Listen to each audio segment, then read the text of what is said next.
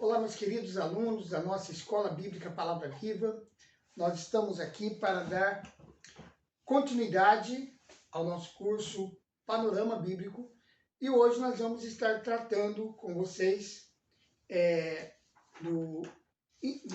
da finalização do nosso assunto, as consequências da queda do homem. Apenas a título de conclusão de tudo aquilo que já foi falado, nós já falamos acerca das implicações, das implicações da queda do homem, da consequência da queda. E nós vimos que quando o homem caiu, ele transferiu para Satanás a autoridade sobre o planeta Terra. Isso provocou, então, um desastre, a nível cósmico. Satanás se tornou o príncipe deste mundo e usurpou de Adão aquela posição na qual Deus o tinha colocado. Hoje, então, nós vamos falar aqui sobre a tática de Satanás. E nós vamos observar uma coisa interessante, que Satanás sempre ataca de fora para dentro, ou seja, ele usa o corpo para influenciar a alma e subjugar o espírito. Ele não começou falando assim, certamente não morrerás, come. Ele falou, olha para a árvore.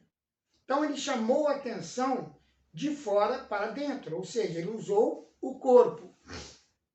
Em 1 João capítulo 2, versículos 15 a 16, a palavra de Deus diz, não ameis o mundo, nem o que há no mundo.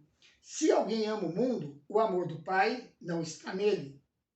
Porque tudo que há no mundo, a concupiscência da carne, a concupiscência dos olhos e a soberba da vida, não vem do Pai, mas sim do mundo. Então, em primeiro lugar aqui, queridos, no versículo 15, uma pergunta. Por que Deus está dizendo para não amarmos o mundo? Qual o objetivo de Deus em nos dar uma ordem como essa? Pois bem, no momento da queda, Adão passou para Satanás o mundo. É como se ele tivesse arrendado, a Satanás, pois na verdade a terra é de Deus e Deus deu a terra a Adão. Por isso que o Salmo 115, versículo 16 diz, os mais altos céus são do Senhor, mas a terra ele a deu aos filhos dos homens. Então, a terra que pertencia a Deus, ele delegou a Adão. E agora, por causa da desobediência a Deus, Adão vai e transfere para Satanás esta autoridade no planeta Terra. Porém, nós vamos observar que essa autoridade ela é limitada. Nós já vimos lá atrás, Deus disse, então, para todo o universo, que aqui na Terra a autoridade pertence ao homem. Satanás usurpou, mas ele precisa do homem para exercer a sua autoridade na Terra. Tudo que ele faz, ele precisa fazer em cooperação com o homem. Ou melhor, o homem precisa cooperar com ele para que ele possa fazer. Então, aí está a explicação para a existência de médiuns, feiticeiros, bruxos, pessoas que dão lugar ao diabo na sua vida, e aí os demônios manipulam as pessoas e agem através delas. Porque Satanás não tem autoridade de fazer tudo aqui sem a ajuda e a cooperação do ser humano.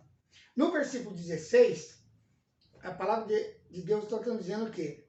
Porque tudo que está no mundo não vem do Pai, mas sim do mundo. Então,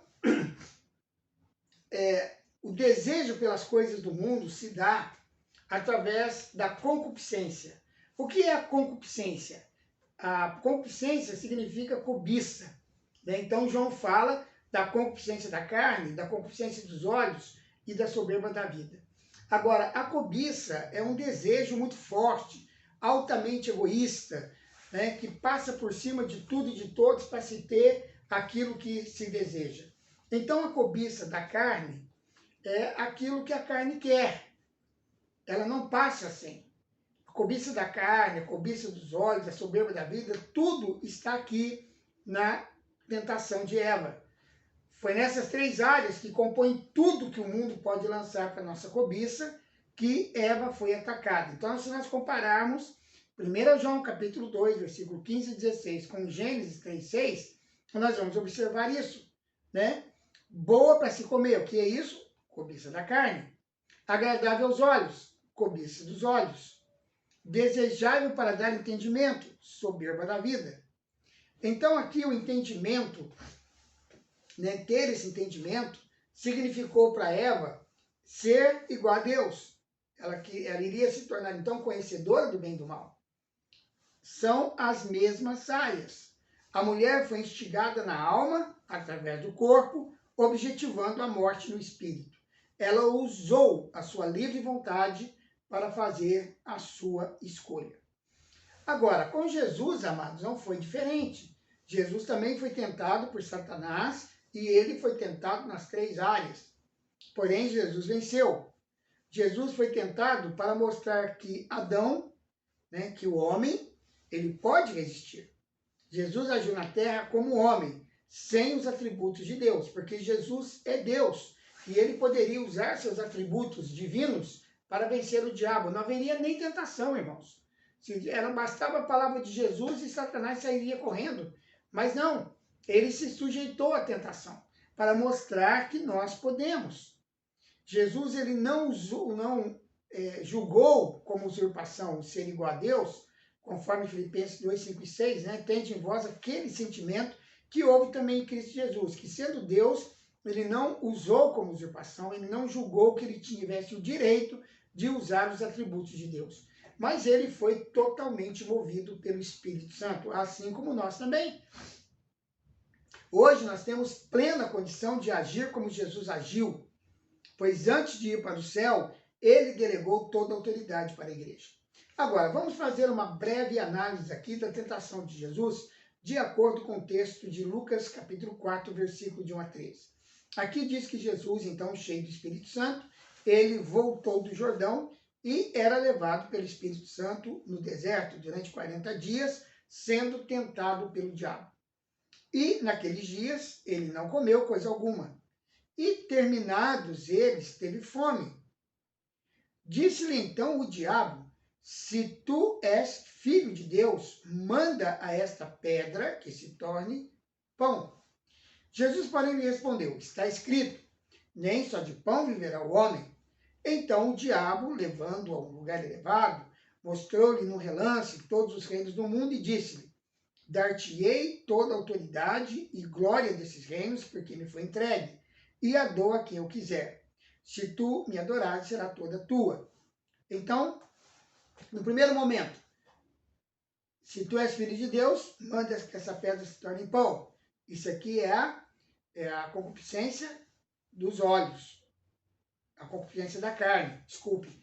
Jesus estava com fome, então é um desejo da carne se alimentar. Aí o diabo levou ele até um lugar elevado, mostrou-lhe no relance todos os reinos do mundo. Então mostrou-lhe todos os reinos do mundo, é a soberba dos olhos. E propôs a ele uma troca, né? Todos os reinos do mundo seriam de Jesus se ele tão somente adorasse o diabo, prestasse adoração a Satanás ali. Mas Jesus respondeu: está escrito, ao Senhor teu Deus adorarás e só a ele servirás. Aí vem a terceira, quando então o diabo leva Jesus até Jerusalém e o colocou sobre o pináculo do templo e lhe disse: se tu és filho de Deus, lança-te daqui abaixo, porque está escrito: aos teus anjos ordenará a teu respeito que te guardem, e eles te susterão nas suas mãos, para que nunca tropeces em alguma pedra. Respondeu-lhe Jesus: dito estás, não tentarás o Senhor teu Deus. Então a terceira tentação é a soberba da vida, né? Assim o diabo, acabado toda a sorte de tentação, retirou-se dele até ocasião oportuna. Jesus, numa condição muito pior que Adão, ele venceu o diabo. Como? Primeiramente, Adão estava no jardim. Ali no jardim, Adão tinha todas a tranquilidade, estava seguro, o lugar era propício, o lugar era bonito. Ele estava na sua casa, estava no lugar que Deus preparou para ele. Jesus foi tentado no deserto, lugar ermo, muito calor, muito frio à noite. Jesus estava sozinho, longe da família, longe de amigos, não tinha ninguém com ele.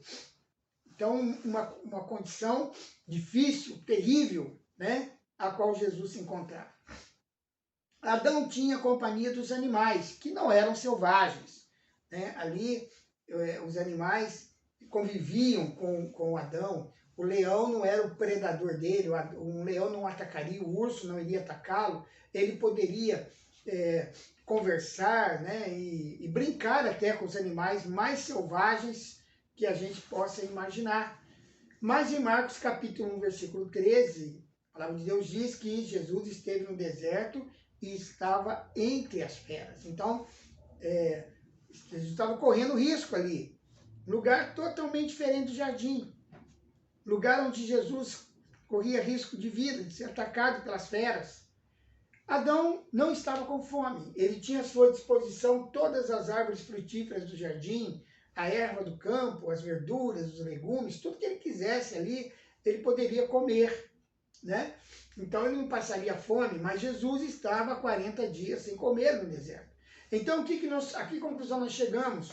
O deserto era um lugar totalmente hostil para Jesus. O jardim era um lugar totalmente aprazível para Adão.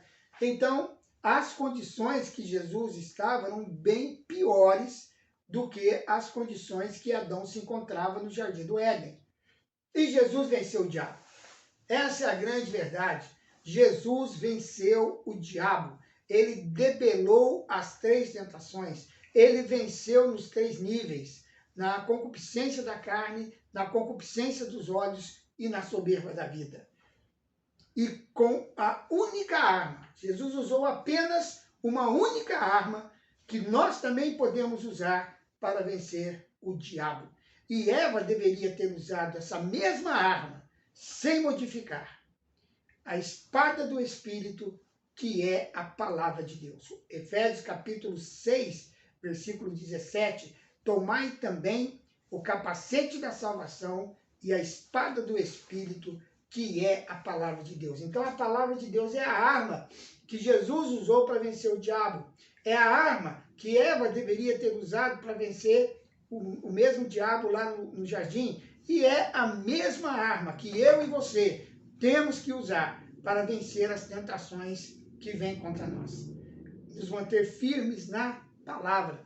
Quando Satanás vier insinuar nos seus ouvidos que você é um derrotado, ou quiser te levar para um caminho que é contrário à vontade de Deus, a sua única alternativa para vencer o diabo é fazer uso da palavra.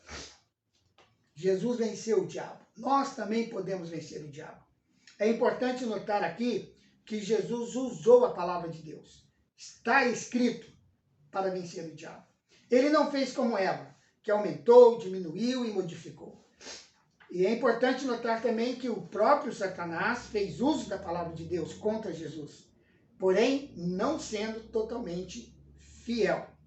Em 1 João capítulo 3, versículo 8, nós lemos: quem comete pecado é do diabo, porque o diabo peca desde o princípio.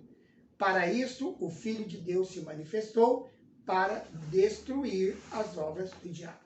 Então, nós observamos que as mesmas áreas, né, que Adão foi tentado, Jesus também foi tentado e nós também seremos tentados. Jesus, em condição incomparavelmente pior do que Adão, mostrou ao homem que é possível resistir ao diabo. Ficou registrada a vitória. Foi desfeita aquela obra. Ele venceu o diabo. E a Bíblia diz que Jesus veio para destruir as obras do diabo. Amém? Então essa é a tática de Satanás. É assim que Satanás age. Ele não muda nada. E nós temos que tomar a mesma posição que Jesus tomou se queremos vencer o diabo. Amém? Na nossa próxima aula estaremos entrando na aula 16. Ok? Na lição de número 16 do nosso curso. E vamos começar falando do julgamento do homem. Então, a nossa próxima aula vai tratar dos julgamentos lá no Jardim do Éden. O julgamento do homem, o julgamento da mulher e o julgamento da serpente. Amém? Ok. Eu quero abençoar a sua vida agora em nome de Jesus, querido. Que Deus o abençoe ricamente, abençoe a sua vida, abençoe seu trabalho, abençoe sua família. Eu quero declarar pelo poder do nome de Jesus que você que está agora diante deste vídeo, assistindo esta aula, está sendo alcançado pela graça de Deus.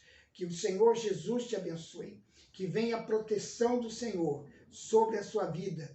Você que está enfrentando aí uma luta com a Covid, seja na sua família, seja na sua própria vida, creia em Deus, tome posse da palavra de Deus, declare a cura que o Senhor Jesus já conquistou para você na cruz do Calvário e receba a bênção do Senhor. Quero abençoar você que está enfrentando uma luta financeira nesses dias de pandemia. Confie na provisão de Deus. Ele é o seu Yahvé Jiré, o Deus que te provê de tudo aquilo que você precisa. Eu declaro a bênção do Senhor sobre a sua vida, em nome de Jesus. E quero dizer para você que chegou até aqui conosco, se você gostou do vídeo, não deixe de dar o seu like, curta o vídeo, faça seus comentários, faça perguntas, nós vamos olhando ali nos comentários, responderemos as perguntas que for possível responder e iremos observar os seus elogios, suas críticas, aquilo que você colocar, desde que seja de forma respeitosa, como todo cristão deve fazer, nós vamos atender com o maior prazer todo comentário que você fizer aí embaixo do vídeo, ok? E você pode também compartilhar esse vídeo nas redes sociais e inscrever-se no nosso canal. Isso vai nos ajudar bastante e vai contribuir para que nós possamos crescer dentro do YouTube e levar este conhecimento da palavra ao maior número de pessoas possível. Muito obrigado a você, querido. Que Deus abençoe. Estaremos de volta em breve com mais uma aula do nosso curso Panorama Bíblico aqui no canal Palavra Viva, ok? Na nossa escola bíblica Palavra Viva. Um grande abraço e até lá, se Deus assim o permitir.